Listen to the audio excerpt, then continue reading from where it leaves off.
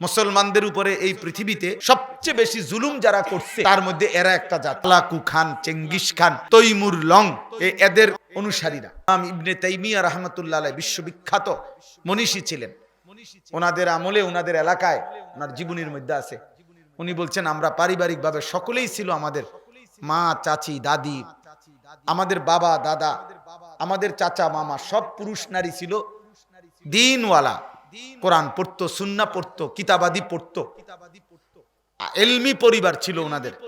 তো উনি বলেন আমাদের এলাকায় তাতারিরা, মানে একসময় পৃথিবীতে একটি দুর্ধর্ষ জাতি ছিল তাতারি, যাদের পরবর্তীতে তাদেরকে বলা হয়তো মোগল। এই মঙ্গোলীয় তাতারি সম্প্রদায় খুব জঘন্য। মুসলমানদের উপরে এই পৃথিবীতে সবচেয়ে বেশি জুলুম যারা করছে তার মধ্যে এরা একটা জাত। Hulagu Khan, Genghis Khan, Timur Lang, এদের অনুসারীরা, এদের দল সৈন্যরা। তো এই এলাকায়, ওনার এলাকায় এই তাতারিরা, কাফের মুশরিকরা মুসলমানদের উপরে এলাকায় আক্রমণ করছেন।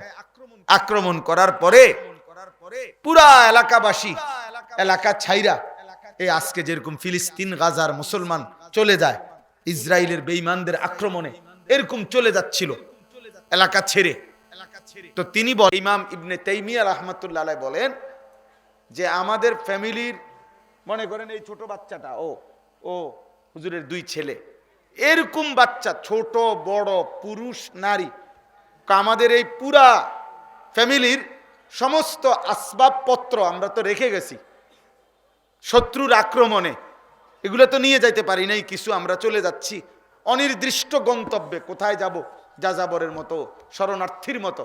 কিন্তু তিনি বলেন আমাদের পরিবারের ছোট বাচ্চা থেকে শুরু করে বড় বুড়া মানুষটা পর্যন্ত প্রত্যেকেই আমাদের এই পূর্বপুরুষের যত কিতাব ছিল সবগুলোই 2টা, 10টা, 4টা, 5টা, মানে যে যেদূর পারছে হাতে নিতে, আমরা সেই কিতাবগুলো আমাদের উত্তরাধিকারী সম্পদ, সেগুলো মাথায় বয়ে এই অনির্দিষ্ট পথে আমরা তার সাথে করে নিয়ে গেছি, একটা কিতাবও ফেলে যাই নাই। কিন্তু কি ফেলে গেছি?